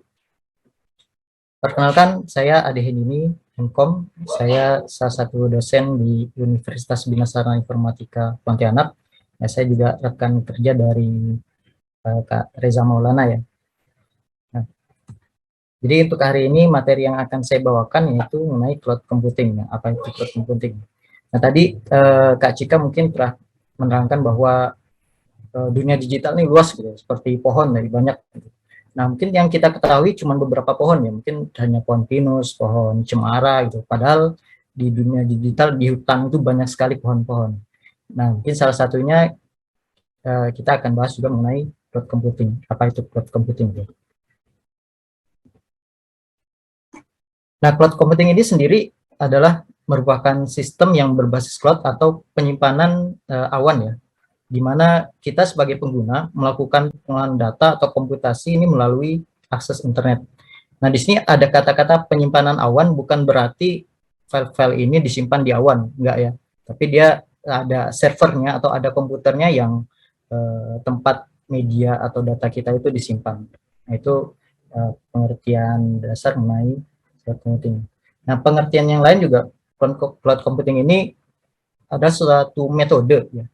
Metode atau layanan yang ya tetap balik lagi menggunakan internet. Jadi cloud computing ini sangat bergantung pada internet. Nah, layanannya apa saja? Layanannya banyak ya, bisa penyimpanan data atau bisa penyediaan server atau penyediaan komputer ya, atau penyediaan database, jaringan dan sebagainya, bahkan perangkat lunak juga. Nah, istilah cloud ini populer sejak tahun 2020 menurut survei dari Gartner. Sekarang 72% perusahaan ini sudah menggunakan teknologi cloud. Nah, kenapa sih menggunakan teknologi cloud? Ya, salah satunya karena dengan teknologi cloud ini atau penggunaan jasa cloud computing ini membuat biaya dari perusahaan itu bisa menurun gitu ya. Dan di sisi lain juga perusahaan-perusahaan ini bisa bebas menggunakan layanan-layanan baik itu dari sisi hardware dan fungsionalitas yang selalu diupdate oleh penyedia cloud computing. Nah, apa saja sih jenis layanan cloud computing? Secara umum ada 3. Yang pertama ada software as service. Ini mungkin agak bingung ya, nanti kita akan ketemu contoh nyatanya apa. Cuman tuh di awal saya jelaskan dulu pengertian dan jenis dari layanan cloud computing. Yang pertama ada software as a service. Jadi software as a service ini adalah jadi vendor atau penyedia jasa itu menyediakan platform dan infrastruktur Jadi kita di sini sebagai pengguna bisa langsung pakai softwarenya tanpa harus memikirkan, oh ini nanti harus diinstal di mana atau berapa sih kapasitas yang diperlukan gitu. Kita nggak perlu memikirkan itu. Kita cukup langsung pakai saja. Nah ini contohnya yaitu adalah Gmail, LinkedIn, Twitter, Facebook dan sebagainya gitu ya. Nah jadi sebenarnya Facebook, kemudian Twitter, WhatsApp, kemudian Instagram dan sebagainya itu sebenarnya termasuk jenis layanan cloud computing. Nah itu masuk dalam software as service. Jadi mereka sudah menyediakan sebuah softwarenya yang kita tinggal pakai. Nah di situ kan ada pengolahan data ya, atau ada pengolahan penyimpanan data gitu. Seperti Facebook mungkin ada yang biasa kan di Facebook ada yang nulis komentar gitu, numpang nyimpan foto gitu ya. Nah, itu jadi sebenarnya di situ termasuk jenis layanan cloud computing, yaitu penyedia layanan penyimpanan data. Ya. Kemudian yang kedua ada fungsinya, yaitu fungsi lainnya yaitu platform as a service, yaitu vendor atau penyedia jasa itu menyediakan platform di mana di sini kita sebagai pengguna itu nggak perlu lagi mikirkan sistem operasi apa, database-nya apa, atau jaringannya gimana. Nah ini sebenarnya lebih ke pengembang program ya, atau pembuat software. Jadi misalkan nih, saya mau buat software, saya mau buat website gitu ya. Nah, kemudian kan kalau mau buat website, kalau dulu ya sebelum cloud computing ini mulai berkembang, itu harus mikirin misalnya pakai komputernya speknya gimana sih, RAM-nya berapa, hard disk-nya berapa besar gitu ya. Nah dengan platform as service ini kita nggak perlu pikirkan itu sudah disediakan oleh penyedia jasa. Contohnya ada Microsoft Azure, ada Amazon Web Service atau AWS, ada juga Google Cloud Platform atau GCP gitu ya. Nah jadi kita nggak perlu lagi mikirin OS-nya apa, kemudian mikirkan RAM-nya berapa, hard disk-nya berapa, itu nggak perlu. Kita cukup kalau kita punya hasil karya website gitu ya, misalnya kita mau buat ya misalnya kita buat startup, buat apa gitu ya. Nah, kemudian kita tinggal memesan jasa pelayanan platform as service saja. Jadi kita nggak perlu lagi mikirin servernya ini berapa. Kita cukup berfokus berkarya membuat softwarenya saja, sudah itu saja gitu. Kemudian yang ketiga ada infrastruktur as a service. Nah, infrastruktur as a service ini pihak vendor itu atau penyedia layanan ini menyediakan infrastruktur seperti storage atau media penyimpanan dan jaringan ya. Nah, jadi di sini pihak vendor dia akan menyediakan layanan berupa storage atau media penyimpanan. Nah, contohnya biasanya kita gunakan itu adalah Google Drive. Ya, jadi kalau Google Drive itu salah satu contoh dari infrastruktur as a service. Jadi pihak vendor dalam hal ini adalah Google atau Google Drive, dia memberikan layanan, oh silakan nih mau menyimpan file-file apa di sini bisa gitu ya. Nah itu infrastruktur as a service atau IaaS. Nah contoh cloud computing yang sering kita gunakan sebenarnya ada banyak ya. Ini ada hanya beberapa contoh saja yang mungkin sering kita dengar. Yang pertama tadi ada Google Drive, tempat kita menyimpan data, baik itu file atau bahkan foto juga bisa gitu ya, atau hasil pengolah kata gitu ya, atau misalnya yang mahasiswa ngerjain tugas akhir atau ngerjain skripsi, itu bisa di Google Drive. Kemudian juga di Google Foto gitu ya. Nah ada juga Google Foto yang kita juga bisa nyimpan foto-foto kita di Google Foto. Nah ini kita bisa memanfaatkan ini dengan maksimal. Jadi misalkan kita punya spek perangkat handphone yang kecil gitu ya, yang mempunyai hard disk-nya kecil ya, penyimpanannya kecil. Nah kita bisa memanfaatkan Google Foto ini. Jadi setiap kita mengambil foto, kita bisa upload ke Google Foto. Dan ini sifatnya lebih privasi. Kalau Facebook tadi kan mungkin orang-orang bisa lihat ya, kecuali kalau dibuat privat. Nah, tapi kalau misalkan Google Foto ini sifatnya lebih privasi. Dia media penyimpanan khusus untuk foto. Kemudian ada yang lain, ada email, kemudian media-media sosial seperti Facebook, Instagram, dan sebagainya. Kemudian ada Dropbox. Nah, Dropbox ini sama seperti Google Drive untuk media penyimpanan file. Kemudian ada Google Meet, ada Zoom, dan Google Classroom. Nah, ini sebenarnya semuanya bisa kita manfaatkan tanpa perlu mikir ya. Ya seperti misalnya Zoom ya, kan kita nggak perlu memikir, kita mau virtual meet nih dengan rekan-rekan yang lain. Mau buat aplikasinya gimana nih? Ya kan kita nggak perlu mikir, kita cukup ini sudah ada loh Zoom nih sediain, ya udah kita pakai Zoom atau mau pakai Google Meet yang sudah disediakan oleh penyedia jasa ya. Nah, ini beberapa contoh yang lain. Ada Google Doc yaitu untuk pengolah kata ya, dan Google Spreadsheet untuk pengolah data. Jadi kalau kita mau ngetik atau misalnya kita punya spek di laptop kita, di perangkat kita punya spek yang rendah misalnya, atau harddisknya mau penuh gitu ya, ya sudah kita gunakan Google Doc, kita bisa tetap ngetik, dan ini lebih aman karena kenapa? Karena file-filenya ini akan otomatis langsung tersimpan di Google Drive, sehingga kalau misalnya perangkat kita ya terjadi masalah atau hilang, file-file kita tetap aman dan kita bisa akses di mana saja. Nah, begitu juga untuk Google Spreadsheet yang fungsinya untuk pengolah data ya, atau pengganti Excel.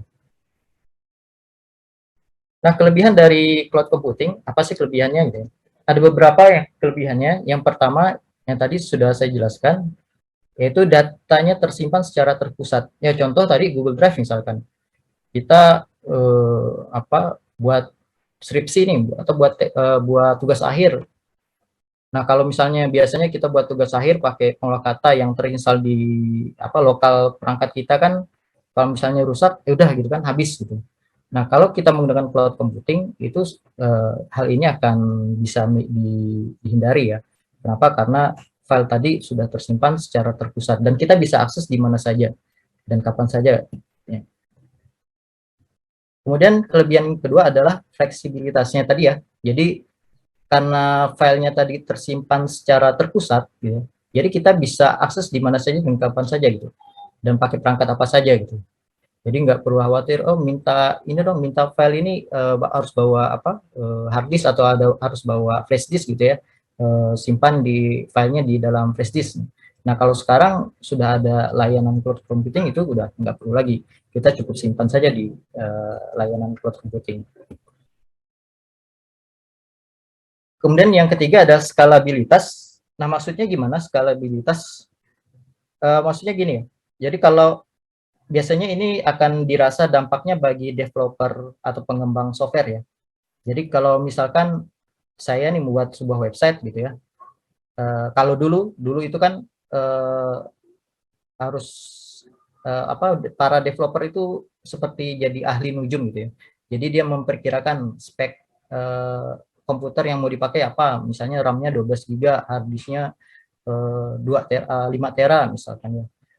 Sekali sudah disediain semuanya, internetnya berapa Mbps gitu ya, sudah disiapkan semuanya, kemudian websitenya juga sudah jadi, sudah di-online-kan, ternyata penggunanya hanya sedikit ya. Nah, kalau penggunanya hanya sedikit, itu kan menjadi pemborosan gitu ya. Pemborosan, sudah beli perangkatnya mahal gitu ya, listriknya juga harus ada maintenance dan sebagainya. Nah, tapi ternyata penggunanya nggak banyak gitu, sehingga monetizing-nya juga sedikit gitu. Nah, kalau menggunakan cloud computing, ini ada skalabilitas. Jadi kita bisa mengotomatisasi scale-nya. Jadi kalau kita gunakan penyedia cloud ini, pada saat misalkan lagi ramai atau banyak pengunjungnya, itu sistem memiliki kemampuan untuk seperti mengupgrade dirinya sendiri. Jadi penyedia layanan cloud itu ada seperti itu. Jadi misalkan yang pertama RAM-nya cuma 10 GB misalnya. Sekali rame dia langsung berubah menjadi RAM-nya misalnya menjadi 20 GB dan sebagainya. Atau bisa juga dia menduplikasi dirinya sendiri. Nah, itu maksudnya skalabilitas.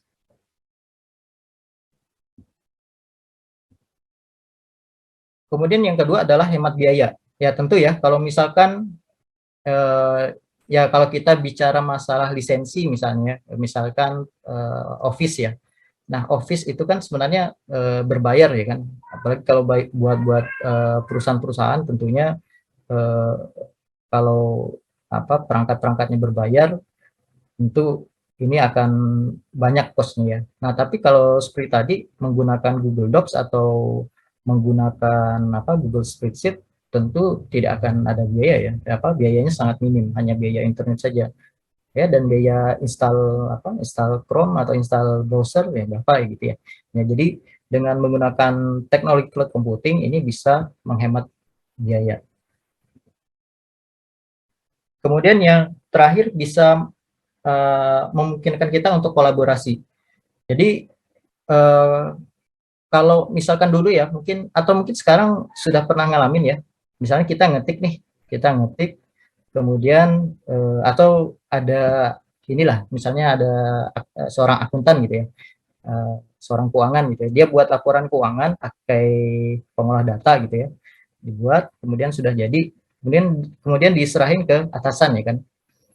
Nah, kalau misalnya ada updatean terbaru dari data tersebut, maka otomatis si bagian keuangan itu harus mengirimkan ulang lagi file yang terbaru gitu ya, sehingga di atasnya mungkin dia menerima 2 file gitu atau banyak file yang sama gitu dengan laporan sama yang update yang mana. Nah, tapi kalau menggunakan cloud computing itu tidak perlu. Jadi bisa berbagi ya. Jadi bisa berbagi file. Jadi misalnya tadi Google Spreadsheet-nya itu si atasannya juga bisa melihat. Dan kelebihannya adalah pada saat ada perubahan itu di sisi si atasan itu yang mengumpulkan data tersebut juga akan berubah datanya. Jadi datanya real time.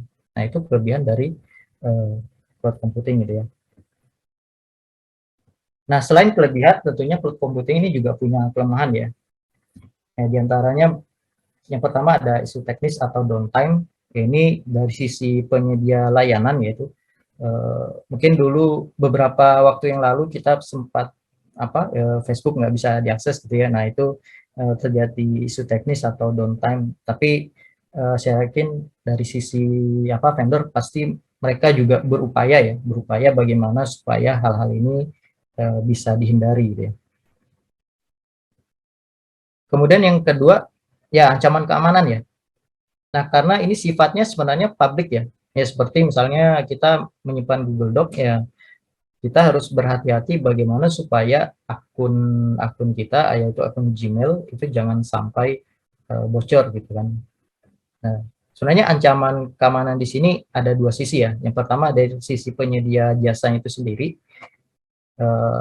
bagaimana mereka mengolah atau mengamankan jasa mereka tersebut. Nah, tapi di situ juga saya yakin bahwa mereka pasti sudah sudah berupaya untuk memaksimalkan keamanan dari layanan mereka. Nah, cuman dari sisi kita juga harus waspada ya. Bagaimana supaya hal-hal yang penting seperti password gitu ya jangan sampai itu diketahui oleh orang lain. Dan password juga jangan terlalu gampang ya. Tadi mungkin Pak Reza sudah jelaskan ya bahwa password itu harus aman gitu. Ini biasa yang password yang mudah diretas itu biasanya para wanita ini. Kenapa? Karena passwordnya biasanya hal yang mudah diingatnya. Kalau nggak tanggal lahir atau tanggal jadian gitu ya. Jadi itu. Jadi usahakan kalau password itu jangan ada yang berhubungan dengan kita gitu. Itu sedikit mengenai teknik untuk membuat password. Kemudian yang ketiga ya tentunya harus ada ketersediaan akses internet ya. Ya ini pasti karena ya tadi pengertian dari cloud itu adalah segala jenis layanan yang menggunakan akses internet. Jadi ketergantungan pada internet ini nomor 1 gitu ya. Nah baik, mungkin itu saja dari saya penjelasan mengenai cloud computing. Untuk selanjutnya saya serahkan kepada Kak Septi sebagai moderator. Terima kasih. Assalamualaikum warahmatullahi wabarakatuh.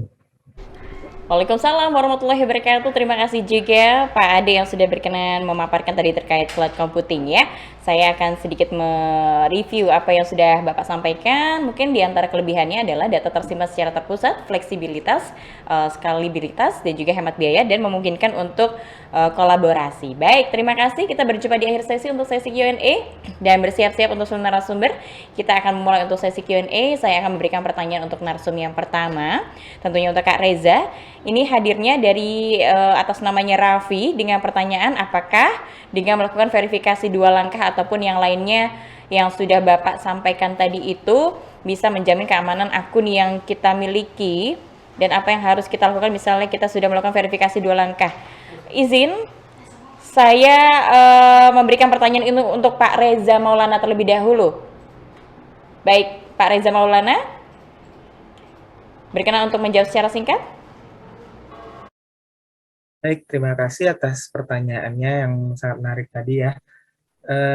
Terkait keamanan dari WhatsApp ya, kalau misalnya kenapa banyak terjadi peretasan terhadap akun-akun WhatsApp, yaitu karena banyak pengguna belum paham mengenai OTP dan belum mengaktifkan juga two-factor verification. Nah, sebenarnya WhatsApp itu untuk aplikasi perpesanan sebenarnya sudah aman ya, karena untuk percakapannya dia dilindungi dengan enkripsi end-to-end. Kemudian one time password juga itu adalah salah satu faktor keamanan pertama juga. Kenapa? Karena ya kalau kode OTP tadi yang seperti saya sampaikan tidak boleh kita kasih tahu ke orang lain, ke pihak manapun, bahkan hanya kita dan Tuhan saja yang tahu. Nah, banyak terjadi kesalahan oleh kita selaku pengguna itu mengirimkan kode OTP ke pihak yang meminta, salah satunya tadi dengan modus kasir minimarket ya.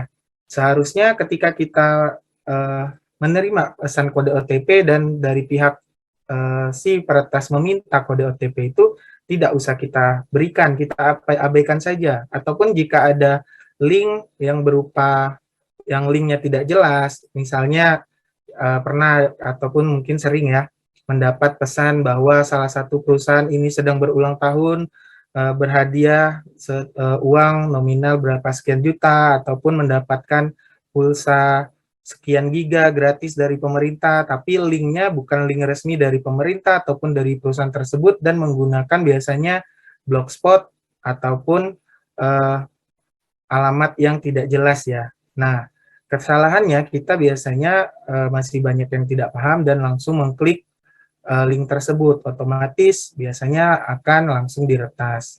Nah, kemudian terkait two-factor verification, kalau misalnya kita sudah mengaktifkan itu kan akan membuat akun kita dikunci menggunakan PIN, dan PIN itu kan 6 digit kita sendiri yang membuatnya dan kita sendiri yang tahu. Kalaupun kode OTP kita berikan ya kepada peretas dan peretas berhasil meretas akun kita. Ketika itu nanti dia sudah berhasil masuk kode OTP, maka akan muncul PIN juga di aplikasi WhatsApp-nya dia. Ketika dia ya, maka si peretas tidak akan berhasil meretas akun kita. Dan itulah fungsinya kenapa wajib kita aktifkan two-factor verification untuk WhatsApp kita maupun semua akun media sosial kita. Seperti Instagram, Facebook, itu mereka juga sudah punya fitur keamanan tersebut. Intinya seperti itu, Mbak Septi, mungkin bisa menjawab. Terima kasih. Terima kasih juga Pak Reza yang sudah berkenan menjawab pertanyaan dari atas nama Kak Raffi ya. Dan kita beranjak untuk pertanyaan selanjutnya, kali ini untuk Kak Reza. Kak Reza nanyain ya. Izin Kak Reza ini hadirnya dari Kak Wahyudi dengan pertanyaannya, ada salah satu konsep konten yang menarik yaitu konten prank. Menurut Kak Reza sebagai konten kreator memandang fenomena prank di media sosial sebagai konten seperti apa sih? Dan apakah Kak Reza pernah membuat konten dengan konsep ini? Berkenan menjawab secara singkat Kak Reza. Oke, Kak Wahyudi, pertanyaannya bagus banget. Terima kasih. Aku belum pernah bikin konten prank karena memang nggak begitu suka sama konten prank. Jadi konten-konten yang aku buat biasanya konten-konten yang memang dekat sama aku gitu ya, dan memang yang aku suka. bisa aja muncul dari keresahan aku sendiri gitu. Konten-kontennya kurang lebih seperti itu. Nah, jadi kalau misalnya adanya konten prank yang sedang beredar gitu ya, atau yang banyak dibikin sama orang-orang, sebenarnya sah-sah aja kalau misalnya konten pranknya itu tidak merugikan orang lain ya. Jadi kalau misalnya konten pranknya itu adalah kasih makan ke orang, tapi yang dikasih itu adalah makanan yang tidak layak, ya itu sih ngajakin berantem sebenarnya karena itu merugikan orang lain. Tapi ada juga konten-konten prank yang positif sebenarnya, yang memang tiba-tiba datang bantuin, terus habis itu datang kasih uang misalnya gitu, atau datang banyak banget konten-konten prank yang menurut aku jauh lebih bisa membangun gitu ya, tidak menyinggung dan tidak memancing keributan sebenarnya, karena pada dasarnya konten yang everlasting, konten yang baik adalah konten yang positif, itu udah pasti. Konten negatif itu akan membuat kita bukan cuman kita sulit di sekarang gitu ya, atau susah gitu ya kita mendapatkan hukumannya sekarang, tapi itu sampai ke masa depan pun juga akan sulit gitu. Contoh, kita mau cari kerjaan, tapi pada waktu bosnya, HRD-nya ngelihat nge-google kita di internet, ternyata yang keluar adalah konten-konten negatif kita, konten-konten prank yang negatif, yang akhirnya justru malah nggak bisa membuat kita masuk ke dalam perusahaan itu gitu. Jadi banyak banget hal-hal negatif yang kita alami juga nantinya gitu. Nah, pada dasarnya sih masih banyak konten positif yang bisa dibikin dan sangat menarik untuk ditonton. Gitu sih. Terima kasih Kak Wahyudi, semoga menjawab. Terima kasih banyak juga Kak Reza yang sudah berkenan menjawab pertanyaan dari Kak Wahyudi, dan kita beranjak lagi pertanyaan selanjutnya untuk Kak Cika ya. Izin waktu.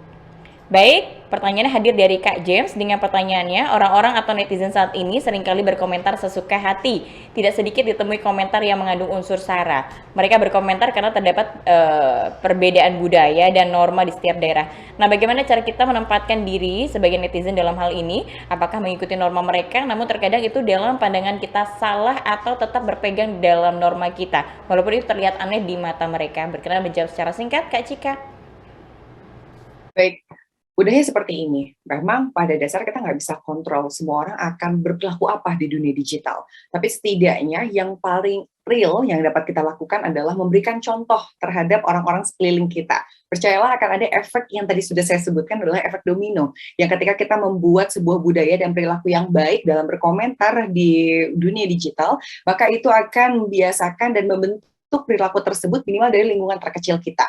Lagi pula, kalau kita membahas masalah norma, adat istiadat, budaya, dan lain-lain, semua orang memiliki perspektif dan pandangannya masing-masing. Setidaknya tidak perlu kita lontarkan hal-hal negatif, berbau atau bersifat provokatif, hoax ataupun sara di dunia digital. Maka dari itu, balik lagi, cara dan langkah paling real dan paling mudah kita lakukan adalah perbaiki diri kita, maka lingkungan sekitar kita akan mengikuti budaya yang akan kita bentuk tersebut. Sekian dari saya.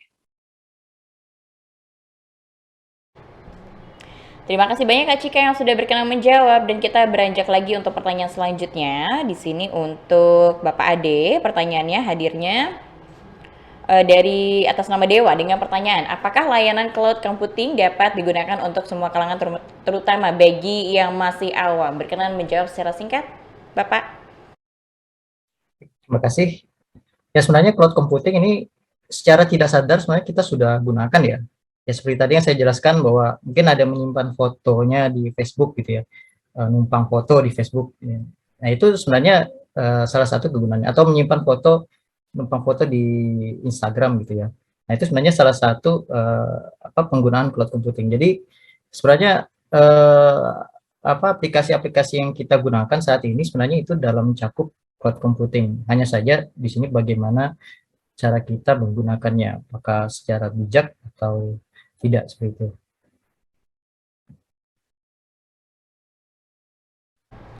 Terima kasih juga Pak Adi yang sudah berkenan menjawab. Demikian teman-teman pertanyaan yang masuk yang bisa kami pilih mengingat keterbatasan waktu, jadi kami tidak bisa membacakan seluruh pertanyaan yang masuk. Tapi tentunya dari tim kami sudah memilih siapa sajakah nama-nama untuk bisa berkesempatan mendapatkan hadiah berupa e-money ataupun pulsa ya. Dan untuk nama-nama yang saya sebutkan dimohon untuk bisa menyertakan data ulang berupa nama, alamat email dan juga nomor handphone ke admin Q&A. Sekali lagi ke admin Q&A.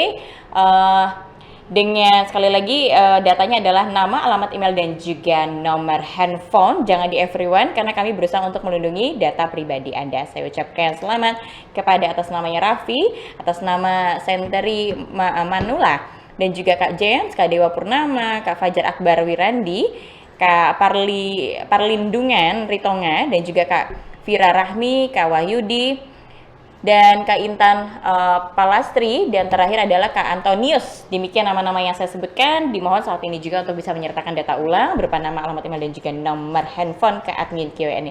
Baik teman-teman, kita sudah di penghujung acara. Rasanya tidak afdol kalau misalnya kita tidak mengabadikan momen ini dengan berfoto bersama. Saya ajak seluruhnya untuk mengaktifkan kamera video Anda. Luar biasa sekali. Ini adalah teman-teman yang hadir dari Pontianak begitu ya. Terima kasih banyak atas kehadiran yang begitu luar biasa teman-teman. Sekali lagi mudah-mudahan apa yang sudah kami berikan ini bermanfaat untuk teman-teman semuanya. Saya mengajak teman-teman di sini untuk bisa memfollow untuk Instagram kami @lidik.kalimantan untuk bisa mengetahui jadwal webinar di hari selanjutnya, dan jangan lupa juga untuk bisa mensubscribe YouTube kami Literasi Digital Kalimantan. Banyak sekali tontonan dan unggahan yang sudah kami simpan di sana tentunya. Jadi silakan teman-teman di sini bisa mengamati dan juga mengambil pesan-pesan dan juga manfaat yang lebih dari unggahan video kami. Baik, sekali lagi saya ajak untuk bisa mengaktifkan kamera video Anda. Kita akan berfoto sebanyak 2 kali dengan pose pertama seperti ini, L untuk Literasi Digital Nasional. Baik, menghadap ke kamera teman-teman, berikan senyum terbaiknya. Saya hitung mundur 3, 2, dan 1. Luar biasa dengan satu pose seperti ini. Baik, berikan senyum terbaik yang menghadap ke kamera. Saya hitung mundur 3, 2, dan 1. Luar biasa teman-teman, boleh kita akhiri dengan tepuk tangan bersama. Terima kasih untuk antusiasnya begitu luar biasa dari Pontianak. Semoga apa yang sudah kami sampaikan dan di seluruh penyelenggaraan kami selama 6 bulan ini bersama dari Kemkominfo bisa sekali lagi bermanfaat untuk Anda apa yang kami berikan, dan mohon maaf sebesar-besarnya apabila dalam penyelenggaraan acara kami ada salah-salah kata begitu ya. Mudah-mudahan sekali lagi dari penyelenggaraan ini kita bisa mencapai goals-nya, diantaranya adalah menjadi warga masyarakat Indonesia yang lebih beretika. Baik, dan sepertinya kalau misalnya di akhir sesi selalu saya saja yang akan berpamitan, tapi kali ini berbeda karena ini merupakan penyelenggaraan acara yang terakhir begitu dari Pontianak ya. Saya turut memperkenalkan untuk seluruhnya kru yang bertugas di balik layar. Saya turut memperkenalkan di sini untuk hostnya ada Windy, boleh bergabung di sini Windy? Iya, di sini ada teman saya Windy, dan juga untuk co-hostnya di sini ada teman saya adalah Syariza. Baik, dan ini dia satu lagi teman saya di LO ada Angel, boleh bergabung bersama. Kita bersama-sama mengucapkan tentunya terima kasih dengan kalimat Adi Katalinyo, Bacuramin Kasaruga, Basengat Kaju Bata, dan arus. Saya tidak jam pamit undur diri. Selamat sore, sampai jumpa dan berjumpa lagi di tahun depan. Terima kasih.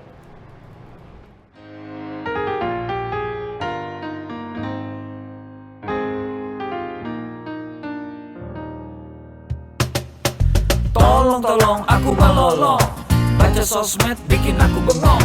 Banyak berita isinya bohong, bikin orang jadi saling menggonggong. Seperti ada niat sebar kebencian, tanpa peduli akan ada kerugian. Seperti dapat munculnya permusuhan karena tertipu jadi curigaan. Gue pernah baca hoax di sosmed yang jadi merugikan tukang trompet. Katanya trompet bisa bikin kanker, trompet sih cuma bisa bikin bibir doer. Sylvester Stallone dibilang mati, Brad Pitt juga dibilang mati, Mr. Bean, Jackie Chan juga dibilang mati. Seneng banget doain orang mati. Harusnya ada etikanya bermain sosial media. Tak bisa asal mengirim tanpa dipikirin, bisa fatal akibatnya. Bersihkanlah udara kita dari kebencian. Sebarkan saja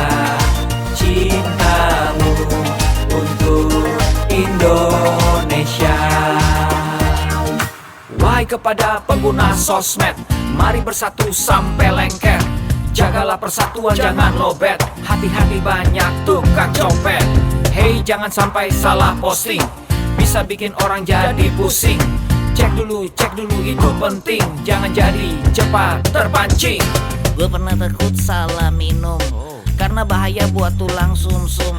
Hampir semua merek disebutkan, gara-gara itu gue kehausan. Gue tertipu isu PKI, katanya jutaan sudah dipersenjatai. Akibatnya gue keluar biaya, bikin persembunyian bawah tanah. Harusnya ada etikanya bermain sosial media, tak bisa asal mengirim tanpa dipikirin, bisa fatal akibatnya. Bersihkanlah udara kita dari kebencian, sebarkan saja cintamu untuk Indonesia. Bersihkanlah udara kita dari kebencian, sebarkan saja cintamu untuk Indonesia. Bersihkanlah udara kita dari kebencian, sebarkan saja cintamu untuk Indonesia.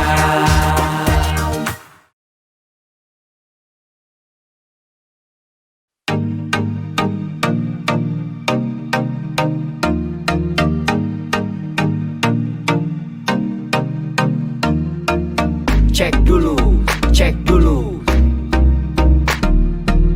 cek dulu, cek dulu. Yo, kini saatnya kita harus tambah pintar. Jangan jadi orang yang mudah sebar-sebar, karena belum tentu itu berita benar. Kalau nggak ngerti, ayo belajar. Mulailah curiga jika sudah suruh-suruh. Sebarkanlah, hey, tunggu dulu. Periksalah kalimat, kok banyak tanda seru. Banyak huruf besar, mata gue jadi ngilu. Coba dicari beritanya dulu, mendingan begitu daripada keliru. Apa untungnya sebar kabar palsu, daripada nanti kamu yang malu. Cek dulu, daripada nanti kamu yang malu. Cek dulu, siapa tahu hoax. Yup. Hello.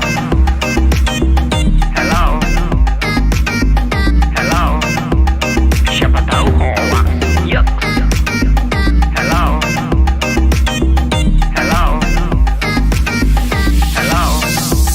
Siapa tahu hoax.